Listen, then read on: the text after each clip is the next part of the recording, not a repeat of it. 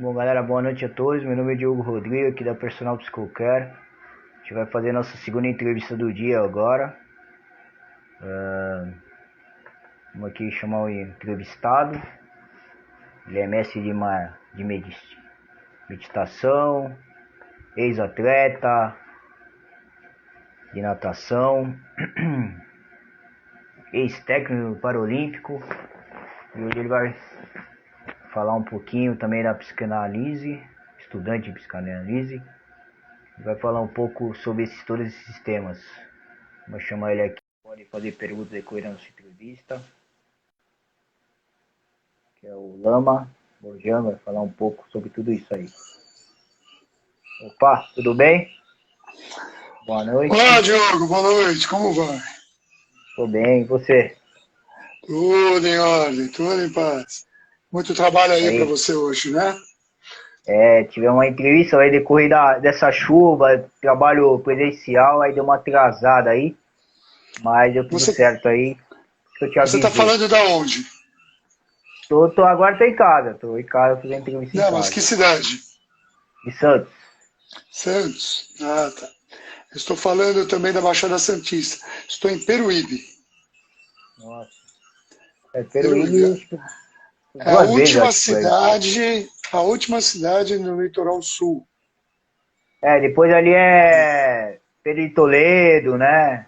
Estradão. Isso. Tem uns amigos que moram por aí, esse lado aí. Um rapaz se formou comigo, morava aí.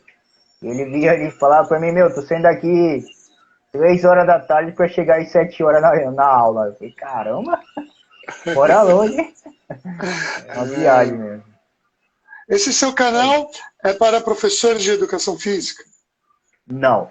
Já foi para professores, já foi de esporte, já foi de treino, continua sendo de treino, continua sendo da educação física, também da publicidade, que eu também sou formado, em logística também.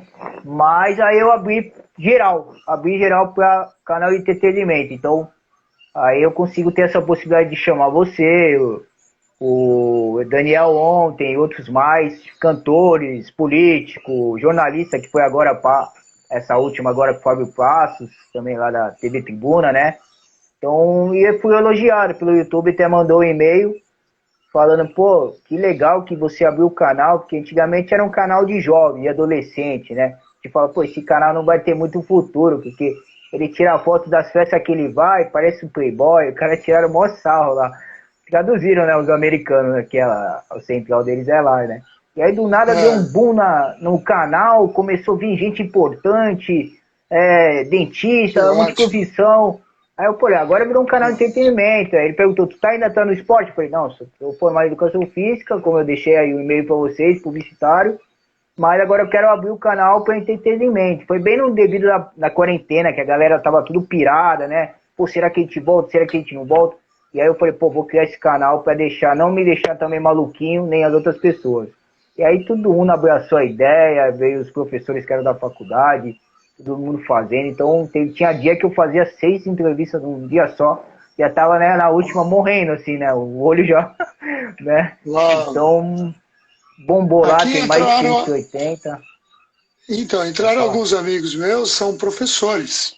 O Daniel, Legal. que esteve com você ontem, o Felipe, que foi atleta, a Cida, que é professora, a Cris Espanhol também são amigos meus, que são grandes profissionais. E acredito que eles estejam interessados em ouvir um pouco da relação entre corpo e mente, que é o que hoje as pessoas mais me procuram para falar, por causa da minha trajetória, tanto no esporte competitivo, como no fitness, e sempre alinhando com a filosofia e a neurociência. A Cida lá falando oi. Depois você pode me indicar esses professores, se ser o Daniel que já passou por aqui, né? Ele me indicou bastante pessoas, já entrei em contato. Você pode me indicar depois essas pessoas que eles devem ficar com vontade. Pô, ele tá lá e não vai me chamar também, né? Já me cobraram isso ao vivo. O professor me cobrou ao vivo. Pô, você chamou todo mundo e não vai me chamar? Eu falei, calma, professor, vai chegar a tua vez. A Cida Pérez, nós trabalhamos juntos na Fórmula Academia, foi isso na década de 90. Para você ter uma ideia, na época, a Fórmula Academia tinha era no segundo subsolo do Shopping Eldorado, tinha 3 piscinas semiolímpicas, tá? Caramba. Tinha quadra de basquete, tinha uma quadra de basquete e que ela fechava, tinha uma máquina que fechava, dividia a quadra em duas, e ficavam 2 salas de ginástica. Né? Caramba, que da hora. Tinha mais de 7.000 alunos, isso na década de 90. E a Cida nós trabalhávamos juntos lá, e depois nós trabalhamos juntos na Reebok Sport Club, onde também a Cris Espanhol, que está aí online também, nós trabalhamos juntos lá na primeira Reebok, foi quando abriu. Ela abriu em 2000. Faz 20 anos, no ano passado foram 20 anos que abriu a primeira Reebok. E é isso, eu estou com esses amigos, depois eu compartilho com você. São pessoas que fazem parte da história do fitness do Brasil e são pessoas que extremamente cultas e vale muito a pena você conhecê-los e conversar com eles. Certo? Ok, professor. Fica à vontade para você falar um pouco da sua carreira, toda a sua história, a parte de medição. Fica tranquilo, pode mandar ver. Então, eu nasci numa família de atletas. Meu pai foi nadador, foi campeão paulista de natação. Minha mãe era professora de português e educação física. Então, para você ter uma ideia, eu nasci já ouvindo o linguajar do esporte. E aí eu fui nadador, depois na natação eu fui técnico de natação no Centro Olímpico de Treinamento e Pesquisa. Na época eu também fui triatleta, fiz triatlon, tudo no início. Para você ter uma ideia, tem o short triathlon em Santos. Eu participei do primeiro short triathlon de Santos. Né? Quando você saía da água, ficavam os bombeiros jogando água com esguicho. Assim. E depois colocaram todo o equipamento lá para você sair da água, se molhar com água doce, para entrar na bicicleta.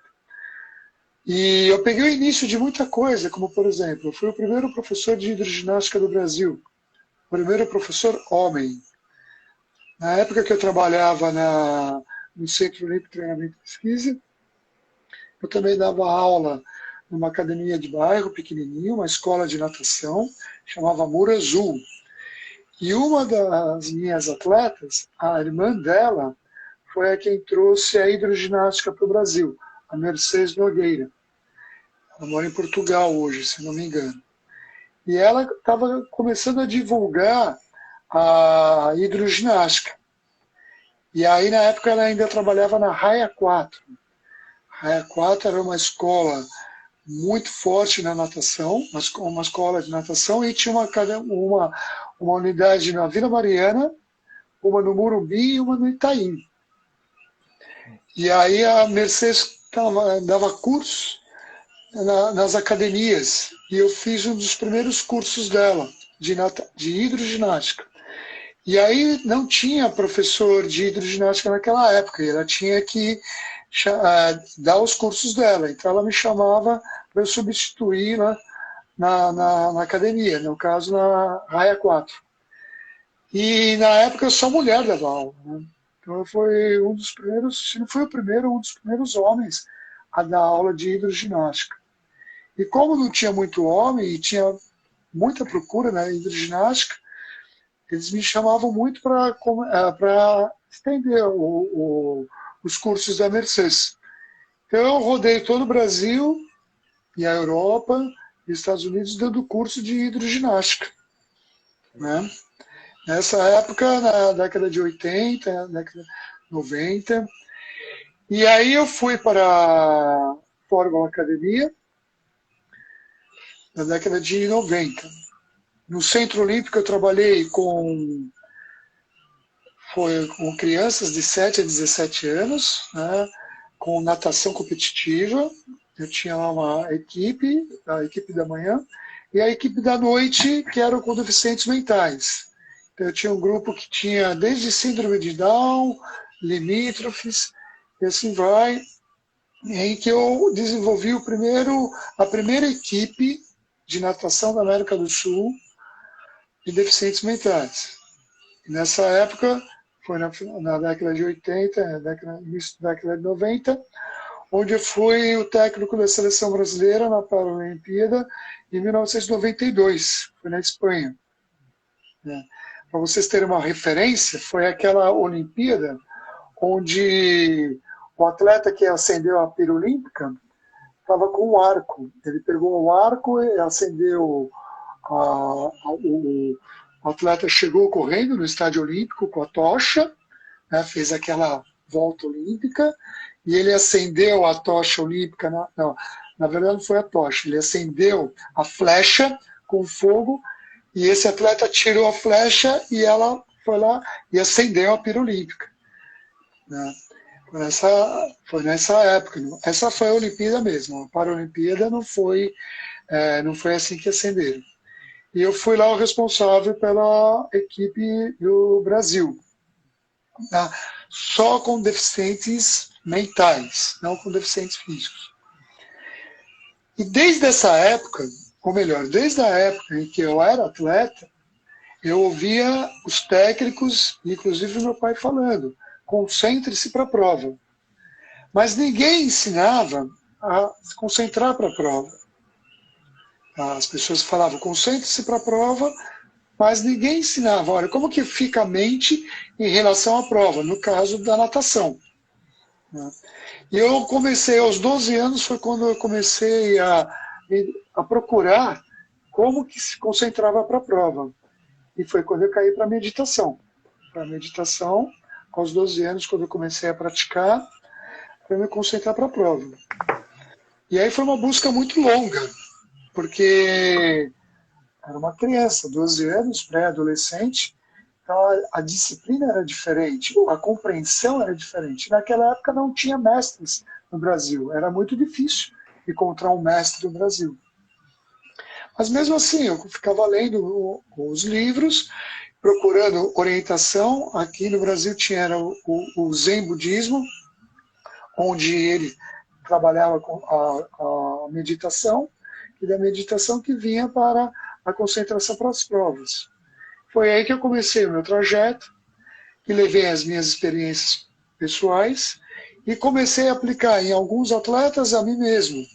Só que na década de 90, quando eu fui para a Fórmula Academia, eu comecei a me destacar muito na hidroginástica, porque a Fórmula Academia era uma academia muito grande, de uma grande exposição, onde os alunos eram extremamente elitizados.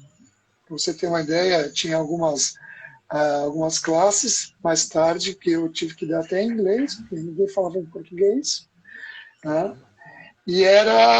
Então tinha muita gente famosa que fazia, que frequentava. Então todos os globais da época, as pessoas políticos, era um lugar onde os famosos se encontravam e não tinha paparazzi, na época não tinha celular como hoje, e aí as pessoas, os famosos mesmo ficavam mais à vontade. Então a gente dava muita aula para pessoas famosas, como Cláudia Raia, a Suzy Rego, e até pessoas hollywoodianas, como o Jean-Claude Van Damme. Né, que na época ele não chegou a fazer minha aula, mas nós chegamos a treinar juntos na musculação.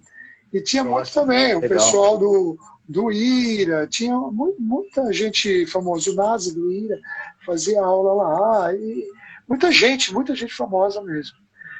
E aí foi quando eu comecei a me destacar muito, e aí comecei a viajar muito. Foi quando eu fui para os Estados Unidos, fui para a Europa, dando aula de hidroginástica. Aquela fase da natação eu parei com os deficientes mentais, e foi na Fórmula Academia, onde num belo dia eu estava indo assinar o ponto, passar o cartão lá na sala dos professores, e tinha uma placa lá convidando alguns professores a fazer um curso de uma nova modalidade. Aí nós ficamos durante uma semana fazendo o curso, de segunda a sexta. Eu era da natação, por causa da hidroginástica. Então, eu era da natação e da piscina. Eu dava aula de natação, treino de natação e a hidroginástica. E esse curso era mais voltado ao pessoal das aulas em sala, do fitness em si. E aí eu falei, posso fazer o curso? Fiz o curso, como eu tinha sido triatleta, eu tinha uma familiaridade, não sabia do que era o curso em si, mas era do spinning. Foi então que nós fizemos um curso de 5 dias, quando no sábado teve uma avaliação, não foi até sábado o curso, no domingo foi uma avaliação para ser escolhido quais os professores que iriam dar aula de spinning no Brasil. Que a Fórmula queria lançar o spinning no Brasil. Foi quando ela lançou, nós fizemos o curso de segunda a sábado, e no domingo fizemos a avaliação, e aí foram escolhidos alguns professores, e aí nós, na segunda-feira, lançamos a aula de spinning. Só que a Fórmula, para não usar o nome spinning, que veio do Johnny Dean, ela mudou, ela colocou aerobike. Então, na época, na década de 90, começou a aerobike, não era o spinning. Na verdade, era o spinning, mas eles mudaram o nome para poder lançar algo diferente. E aí, começamos comecei o spinning também no Brasil. Então, foi uma loucura, porque veio aquele boom do spinning, para você ter uma ideia. Foi um sucesso muito grande. Eu tinha uma fila de espera nas minhas aulas de pelo menos 10 pessoas. Então, minha aula tinha senha. Então, as senhas, você tinha que chegar 1 hora antes para pegar a senha. E tinha uma fila de espera de 10 pessoas. E foi no spinning. Fez um grande sucesso também. Rodei o Brasil, fui para a Europa, Estados Unidos também, dando aula de spinning. Mas foi no spinning que eu consegui desenvolver um pouco mais a atenção à mente, porque na hidroginástica até dava para desenvolver alguma coisa, mas a hidroginástica tinha uma distância muito grande do professor e aluno, e o fato do aluno estar na piscina e com o barulho da água, então era difícil aplicar algumas técnicas de atenção plena. Mas no spinning, como a bicicleta era fechada, era parada, e você ficava numa sala fechada, onde não tinha o barulho, a interferência do exterior, eu conseguia falar para os alunos, por exemplo, até pedalarem com os olhos fechados. Foi aí que eu consegui, então, desenvolver um pouco mais no fitness a atenção plena. Mas ainda, dos 12 até os 30 anos, eu ainda não tinha autorização para ensinar a meditar. Por quê? Porque para ensinar a meditar, você precisa passar por uma sequência de um período praticando até o seu mestre chegar e falar assim, olha, você agora pode ensinar. Então eu não tinha muita liberdade para ensinar, não me sentia muito bem. Foi quando eu comecei a me dedicar mais aos estudos e às práticas.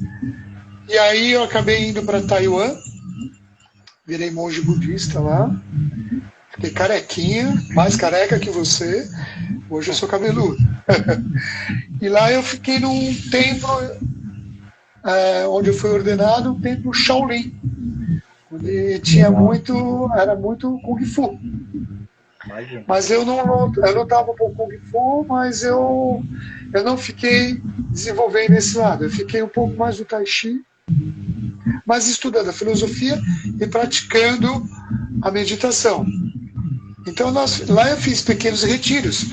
Por exemplo, no templo a gente era muito comum a gente fazer retiro de 3 dias.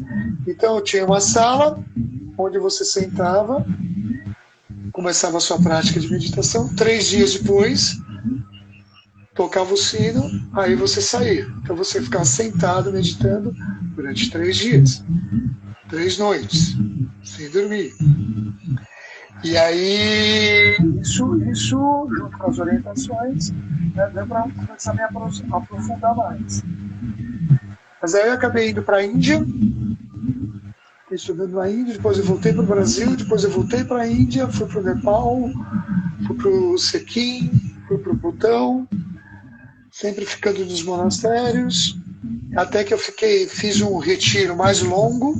Então, fazia muito retiro pequeno, né, de 3 dias, meditando, e esse retiro foi mais longo.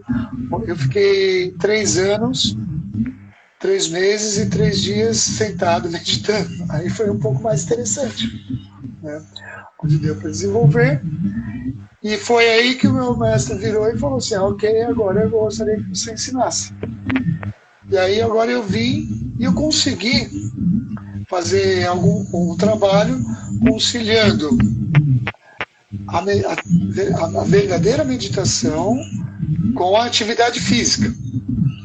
Então eu tenho alguns atletas, alguns professores, o Daniel, que você entrevistou ontem, o Daniel, que ele é um professor, que ele foi meu atleta no passado, e ele foi nadador do Centro de Treinamento e Pesquisa, na década de 80, e aí depois nós perdemos contato, claro, fui morar fora, ele também morou fora, aí quando eu voltei nós começamos a trabalhar juntos. Eu tenho alguns atletas, por exemplo, tenho um atleta da Unisanta, aí de Santos, que é nadador, que nós estamos fazendo um trabalho de meditação também, e alguns triatletas também. O triatlon exige muito trabalho mental.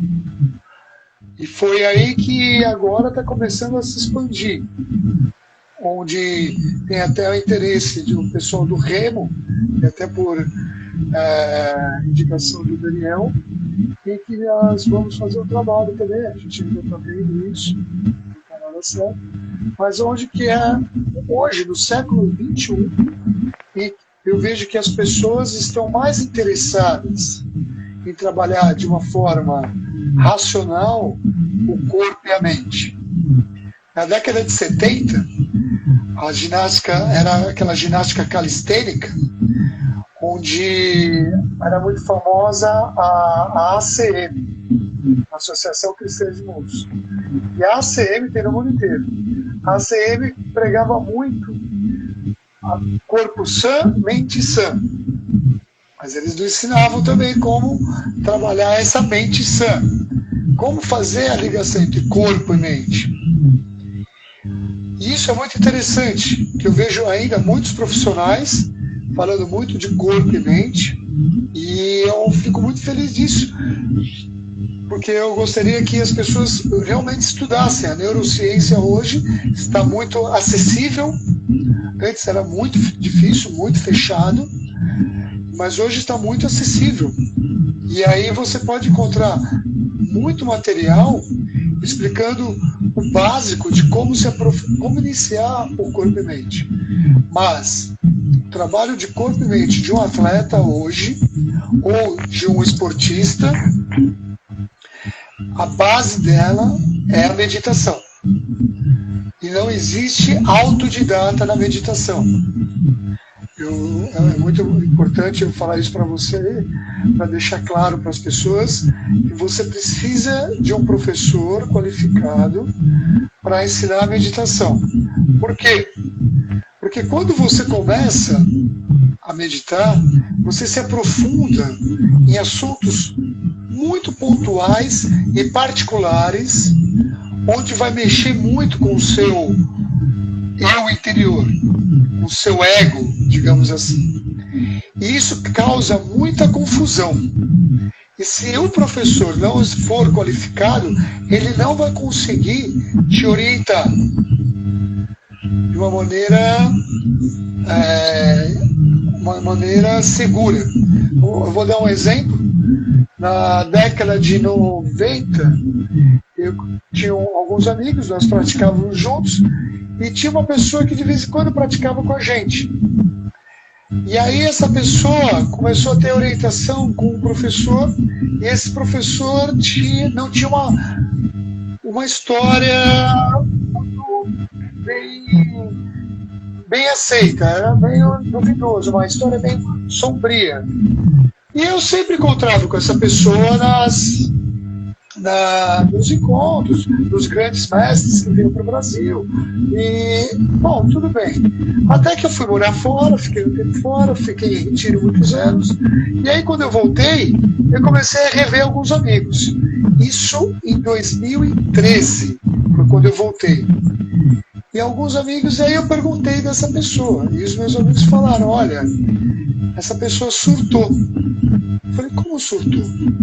Essa pessoa surtou. Lembra aquele professor dela, né? Pois é. Ela não conseguiu entender o que estava acontecendo, não conseguiu dominar a mente, e ela surtou a segunda vez na frente dos filhos. Ela foi internada na frente dos filhos. Então, aonde eu quero chegar? A meditação é fantástica. E ela é ilimitada. Mas você precisa ter uma boa orientação. Você, 20 minutos de uma prática meditativa real equivale a 8 horas de sono. Imagine você um atleta que consegue ter essa recuperação depois de um treino em que foi lá trabalhar VO2 máximo, trabalhou um super aeróbico muito forte. Ele precisa ter uma recuperação que, dependendo do trabalho, você precisa de 48 horas para recuperar. E você fazendo um trabalho mental em que você consegue, ao invés de 48 horas de recuperação, você consegue apenas em 24. Imagine só um atleta olímpico em que você vai nadar, primeiro vamos falar na natação em si, em que você vai nadar pela primeira vez uma Olimpíada e você chega no balizamento, você olha ao seu redor, tem todos os grandes nomes do mundo e você lá um desconhecido nadando com eles. É uma pressão psicológica muito grande, mas você consegue dominar essa pressão com o trabalho feito ao lado do seu técnico, junto com o seu trabalho, o seu treino. Eu vejo, no passado eu vi grandes atletas muito bem preparados, mas que na hora da sua competição, na sua prova, digamos, amarelou no vulgo popular. Eu lembro o Diego Hipólito, ele tinha tudo para fazer uma boa prova, o Diego Hipólito na ginástica, e ele foi, isso eu não lembro o ano, foi uma Olimpíada, mas ele estava com uma pressão muito grande nas costas dele. Ele, no solo de ginástica dele, que era a prova principal dele, ele fez a série dele e caiu. Mas era nítido a pressão que ele estava e que ele estava nervoso. A gente assistia na televisão. Jogadores de futebol, Copa do Mundo, várias vezes nós vimos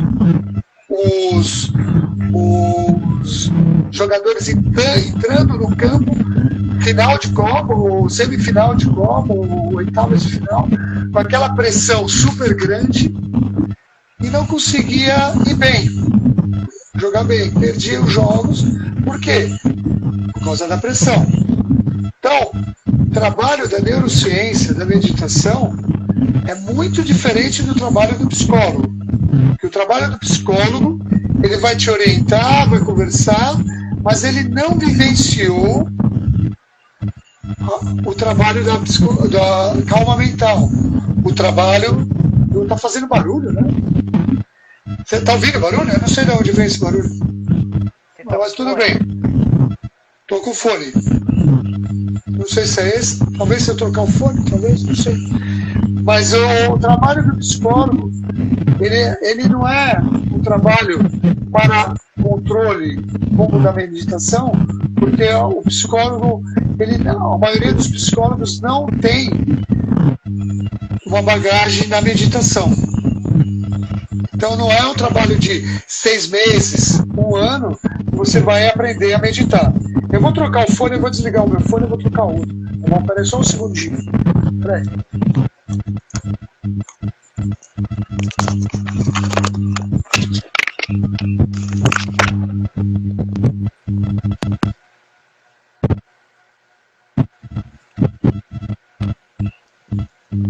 Continuou o barulho. Acho que deu uma diminuída, né? Diminuiu? Tem alguma música no fundo? Aqui não. Tá Estou sozinho. Mas deu uma diminuída. Diminuída. Bom, perdoe o barulho, eu não sei o que fazer. Mas é aí que entra a diferença. O psicólogo, sim, ele é muito útil, mas ele não pode ensinar a meditação porque se ele não tiver tido treinamento para isso. E a meditação não é um treinamento para você ensinar, não é em 6 meses, 1 ano, não é ganhando um certificado, eu fiz o certificado, não é assim. É através de realização. Não é quando a diferença entre, por exemplo, nadador. Você sabe o que é nadar. É você ficar horizontal na água, movimentar as pernas para cima e para baixo, rodar os braços e de vez em quando pegar o ar. Sim, a teoria é essa, mas a prática é diferente. A vivência é diferente. Você entra na água, você sente a temperatura da água, já tem uma reação. Só quem entra na água sabe como é essa reação. Você, quando vai soltar o ar na água, você tem que fazer força para soltar o ar na água. Não é como aqui quando nós estamos fora d'água e fica respirando, a gente não faz força para respirar. Então, a gente tem que fazer força para soltar o ar na água. Então, isso é diferente. Só quem vivencia isso é que consegue entender. Então, a mesma coisa com a meditação. Só quem vivencia aquilo consegue expressar o que é a vivência na meditação e colocar na atividade física. A atividade física sem o trabalho mental, ela deixa muito vulnerável a ter contusões. Quando você tem atividade mental junto, você fica mais blindado, você consegue reagir de uma maneira mais direta e espontânea. Estou sendo claro? Está muito chato? Era mais ou menos isso aqui. E é mais ou menos isso. O que hoje em dia acredito que as pessoas estejam procurando mais. Né? Procurando mais a conciliação entre corpo e mente. Entendeu?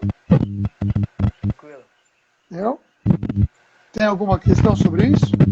Eu pergunto se tem alguma questão, assim eu aproveito e tomo um pouquinho de ar. Entendeu? Deixa eu puxar aqui.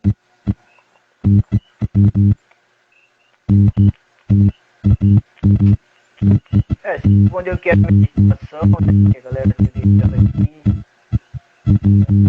Falou um pouco da parte do olímpico, da natação, foi que a galera tinha deixado aqui naquela pergunta. O que umas pessoas pediram para eu falar foi como seria hoje trabalhar numa academia, né? Porque a academia hoje em dia é muito diferente da de 10 anos atrás. De 10 anos para cá mudou muito e vai mudar muito mais ainda por causa da pandemia. A pandemia ela está fazendo com que todos nós mudemos os nossos hábitos e mudemos muita coisa na nossa vida. Então hoje, por exemplo, naquela época tinha 50 pessoas, 100 pessoas numa sala. Hoje em dia é cada vez mais difícil isso acontecer. E existia também a oportunidade de você, como se diz, estar bem próximo dos alunos. Hoje em dia, em função do número de aulas, das pessoas estarem tendo que trabalhar muito para poder ganhar, porque a concorrência é muito grande, você não tem tanto tempo para se dedicar para suas aulas. Então eu vejo muita gente procurando aula pronta, muito profissional, procurando aula pronta, fazendo curso, pedindo a aula pronta para simplesmente repetir essas aulas. O que eu falo para todas as pessoas que eu tenho oportunidade é: evitem isso. O brasileiro é muito bem visto lá fora, o professor fitness brasileiro é muito bem visto lá fora. Olha só o que aconteceu comigo em Portugal. Eu estava em Portugal dando uma sequência de cursos e fui andar pela cidade. Eu estava em Espinho. Depois eu fui para Ilha da Madeira e depois lá para Coimbra. Queria conhecer a cidade e ia nas academias. Quando eu chegava na academia, pedia para conhecer, a pessoa que, quando não era o dono que estava lá, perguntava: você é brasileiro? Eu falava: sim, não pode entrar. Eu falava: por que não pode entrar? Ele disse: não, o dono não está aqui, não é bom entrar. E quando era o dono que estava lá, ele falava assim: você é brasileiro? Sim. Então, por favor, entre. Você dá aula do quê? Eu falava: disso. Vamos dar uma aula especial. E pagavam $100 por 1 hora de aula. $100. Onde eu quero chegar? O brasileiro é muito bem visto lá fora pela criatividade, pela alegria, pela energia que o brasileiro tem para ministrar as aulas. E quando nós paramos de dar aula, de criar, e pegamos uma aula feita, pronta, o que acontece? Nós paramos de desenvolver isso, nós paramos no tempo. Então, a minha sugestão para todos os professores fitness de academia é: evitem comprar aulas prontas. Criem, procurem as músicas que te agradam, façam suas coreografias, estudem e montem as suas próprias aulas. Porque a criatividade do brasileiro é fantástica, a energia do brasileiro é fantástica. Você pega uma aula de um brasileiro e uma aula de um americano, é muito diferente, a energia é muito forte. Eu não sei como que estão os grandes eventos brasileiros do fitness, mas, por exemplo, na década de 90, eu dava no ENAF uma aula de hidroginástica, eu dava aula para 400 pessoas. Então, por exemplo, um curso de hidroginástica na década de 90, 400 pessoas, você tem que dar a mesma aula 3 vezes na piscina, porque não cabe gente na piscina. Isso era maravilhoso, imagine só. Né? Você está como se diz, num auditório com as pessoas para ouvir hidroginástica, para ouvir spinning também. Você está numa quadra cheia de bicicleta. Isso era algo muito forte. E no Brasil tinha muito isso, o brasileiro tinha muito isso. E quando nós íamos para fora, quando era aula de brasileiro, todas as pessoas, os gringos, eles iam para assistir, para aprender. Então, vamos honrar isso que nós temos de natural e continuar montando as nossas próximas aulas. Essa é uma sugestão que eu dou. Me parece que chegou uma pergunta aí, né? Como saber se identificar um mestre de meditação que poderia orientar com essa tristeza? Parou o barulho. Bom, muito bom. Essa pergunta é extremamente importante. Tá? Um mestre de meditação, um professor de meditação, quando você chega para um professor de meditação, que se diz professor de meditação, a primeira coisa que você tem que perguntar é: quem é o seu mestre? Quem é o seu professor? Ele vai falar: fulano. Quem é o professor do seu professor? Fulano. Quem é o professor do seu professor do seu professor? Fulano. Em outras palavras, um genuíno professor de meditação, ele vem de uma linhagem. Tá? Eles têm o treinamento é feito de uma maneira onde não existem interpretações dos ensinamentos. Como que é isso? A interpretação para o seu ponto de vista. O seu ponto de vista vem daquilo que você vivenciou. E o professor está lá para não deixar você interpretar. O professor está lá para mostrar o caminho para você vivenciar de uma maneira correta. Certo? Então, quando você pergunta qual é a linhagem que vem os seus ensinamentos, o seu aprendizado, ele fala, olha, eu venho da linhagem tal, aí você vai falar assim, então se ele tem uma linhagem, ele aprendeu de uma forma correta. Então, a esse eu posso confiar. Entendeu? Foi o Felipe que perguntou. O Felipe foi atleta de natação e também ele foi atleta de remo. Se eu não me engano, ele foi da seleção brasileira de remo. Tá? Nós estamos aqui com um auditório de peso. Agora essa onda de influenciadores, digital, coach, você já teve, não sei se já apareceu para você ou você já pesquisou, ou alguém te falou se tem influenciadores de meditação também, porque agora virou uma onda isso aí, né? Sim, tem. Eu fui fazer... voltou o barulho, não sei de onde é isso. Eu estava procurando por curiosidade, alguns cursinhos que aparecem no Instagram, e é lamentável. Eu vejo pessoas que realmente sentaram, começaram a aprender a meditar e se encantaram e estão aí ensinando. Não é bem assim. Tá? Não é bem assim. É a mesma coisa que eu querer ensinar uma pessoa a nadar borboleta sem saber. Eu só sei nadar o crawl. Entende? Então é a mesma coisa. Dá problema. Se eu for mostrar sem saber, vai ficar feio. Vai ficar bem feio. Então, a minha sugestão é, primeiro, procure o professor, pergunte quem ensinou ele, qual a sua linhagem, e aí veja se você se familiariza com esse professor. Investiga um pouco a vida dele. Hoje é muito fácil investigar a vida das pessoas. Veja de onde ele vem, como que ele vem, e aí tire as suas conclusões. Se ele te passar confiança, sente e faça o trabalho com ele. Ok? Em academia, já teve algum dono? Eu posso falar, Lama, vem aqui dar uma aula de meditação para os meus alunos, ou que nem tem de spinning, vem dar uma sessão de meditação. Já teve essa proposta?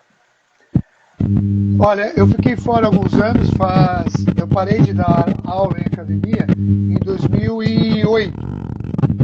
Tá? Até 2008 me chamavam para dar uma aula ou outra. Mas depois de 2008 eu fiquei fora e só voltei em 2013. Então de 2013 para cá em academia ninguém me chamou. Entendeu? Só para palestras, eu fui para muita faculdade dar aula, mas a academia ainda ninguém me chamou. É um pouco estranho, as pessoas me veem com essas roupas, com a saia, entrando numa academia, eles estão acostumados a ter tudo de shorts lycra e tal, e aí de repente vem uma pessoa toda fantasiada, mas não me chamaram. Mas, obviamente, se me chamar, eu vou conversar. É um assunto que eu gosto, eu adoro e tenho imenso prazer em estar com as pessoas. Entendeu? Hoje você tem online, devido à pandemia não está tal, mas se tivesse a pandemia, eu tenho uns grupos de estudos. Eu tenho um grupo em São Paulo, eu tenho um grupo aqui em Peruíbe, eu tenho um grupo no Rio de Janeiro, tenho um grupo em Uberlândia, estava se formando um grupo em Florianópolis, e antes da pandemia, como que eu fazia? Eu ia nesses grupos, passava alguns exercícios, e aí, depois de 2, 3 meses eu voltava lá, passava um tempinho com as pessoas, passava outros exercícios, e assim vai. Né? Agora com a pandemia, não dá mais para fazer assim por enquanto, então eu tenho feito algumas sessões online. Mas essas sessões, eu tenho um grupo, eu tenho pequenos grupos e até individuais, onde eu falo, eu ensino as pessoas pela internet. Então, para você ter ideia, eu tenho pessoas nos Estados Unidos, no Canadá, na Colômbia e até no Japão. Então, são pessoas em que a gente trabalha. Hoje a internet ajuda muito. Então, são pessoas que eu faço trabalho direto, online, né, onde eu dou todas as orientações, mas aí é uma vez por semana. Tá? Os grupos presenciais, eu viajava, nos grupos juntava todo mundo. Agora não. É uma vez por semana que eu me reúno com os grupos e com as pessoas em particular.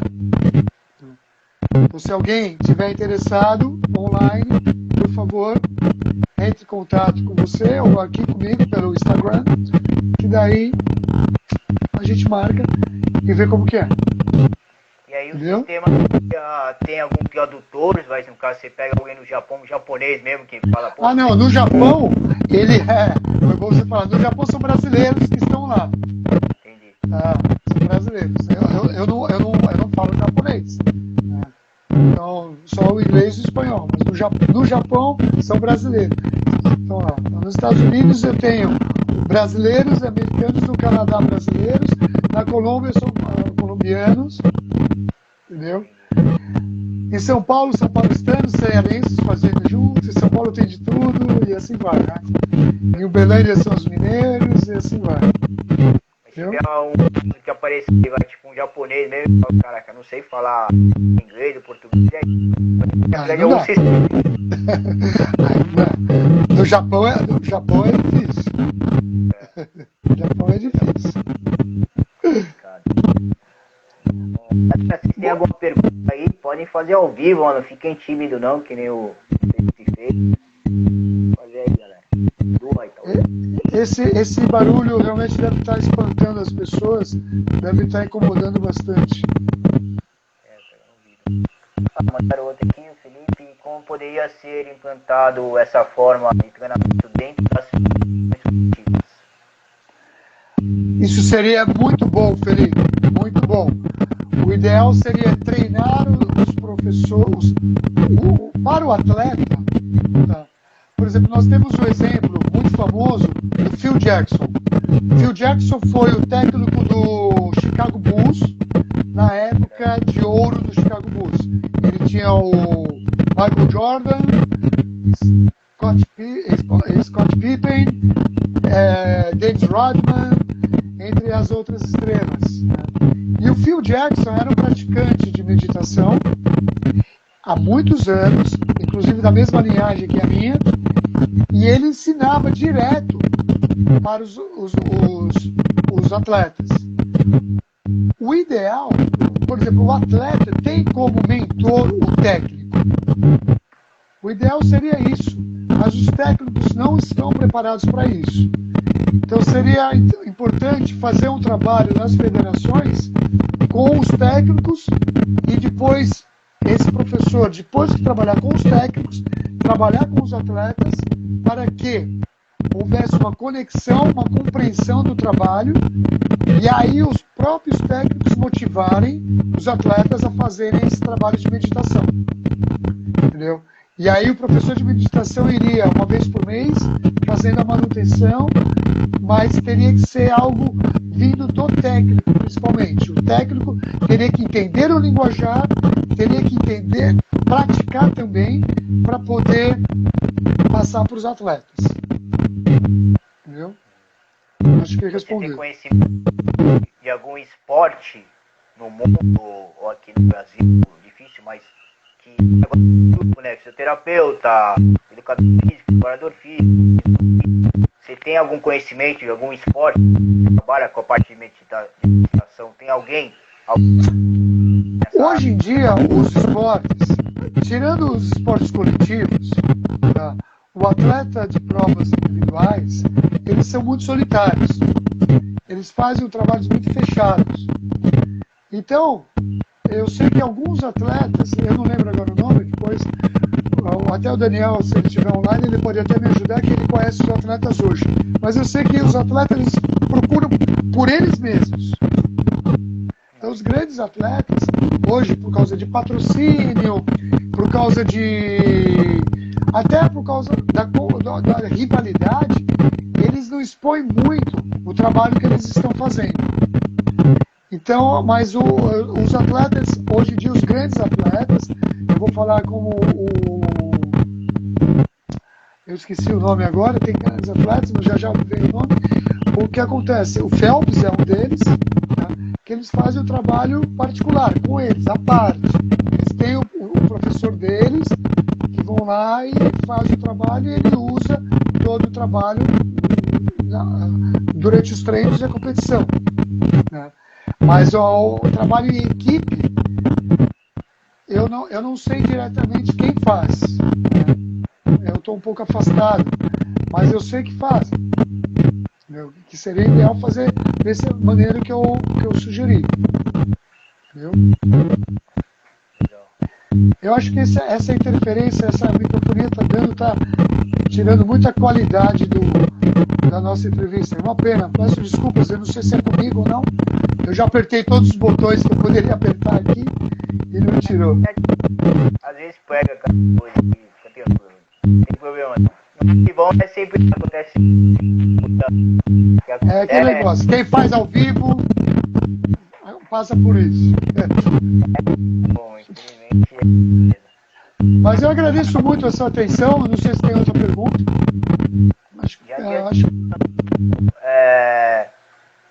Eu falei com o Daniel, os outros mais, que eu quero. Estou fazendo agora, teoria com a maioria do pessoal que passou, então agora eu estou começando a fazer as práticas da rotina do profissional, do cantor, do político. Eu vou pedir para você, se a gente não conseguir se encontrar ao vivo, não se ver ao vivo, né, devido a essa pandemia de restrição, você gravar uma você tirar o volume, se a pessoa falar, não quero que apareça mesmo, cortar a cabeça, mas tipo, fazer só como fosse só a rotina do dia, entendeu? Você dando as suas aulas, para você fazer um vídeo, me mandar pelo Telegram, se ficar grande, que eu tenho aqui antes, para me editar e jogar uma prática que a gente encontrou. Claro, eu preparo para você e te mando. Imenso prazer. Imenso prazer. Fico muito feliz. Muito obrigado pelo convite. Tá? Eu espero que tenha atendido as suas expectativas. Tá? E se alguém tiver alguma pergunta que não conseguiu fazer e quiser mandar depois, manda para você me manda ou manda direto para mim. Eu terei imenso prazer em conversar sobre o assunto e desenvolver mais vezes esse assunto também. Quem sabe na próxima vez sem essa interferência, que eu não sei de onde vem. Que mensagem você quer deixar para a galera que fez as perguntas, galera que está agora ao vivo, lá no canal do YouTube, e adiantando, galera, YouTube, entra no YouTube, põe na capinha lá, canal Psicocare, vai aparecer mais de 80 Que legal. A mensagem que eu vou mandar é essa, olha. Não deixe nada para depois. Nada. O momento é aqui, agora. Inclusive da felicidade. Não faça nada pensando em ser feliz no futuro. Tudo que você fizer, faça bem feito com amor para ser feliz agora. A sua aula, a sua palestra, a sua conversa com os amigos, o seu sono, tudo. Faça para que seja o melhor aqui e agora, sempre. É isso que eu falo. Legal. Tá bom? Galera, muito obrigado por todos que estavam aí, aguentando a gente até agora, 10 e 20. Muito obrigado, professor Lando. Deus te abençoe. Vai se falando. Indicações aí, tá bom, professor? Valeu. Muito obrigado. Muito obrigado. Eu agradeço muito a atenção de você e a de todos que estão presentes. Valeu, galera. Boa noite a todos. Tchau, tchau.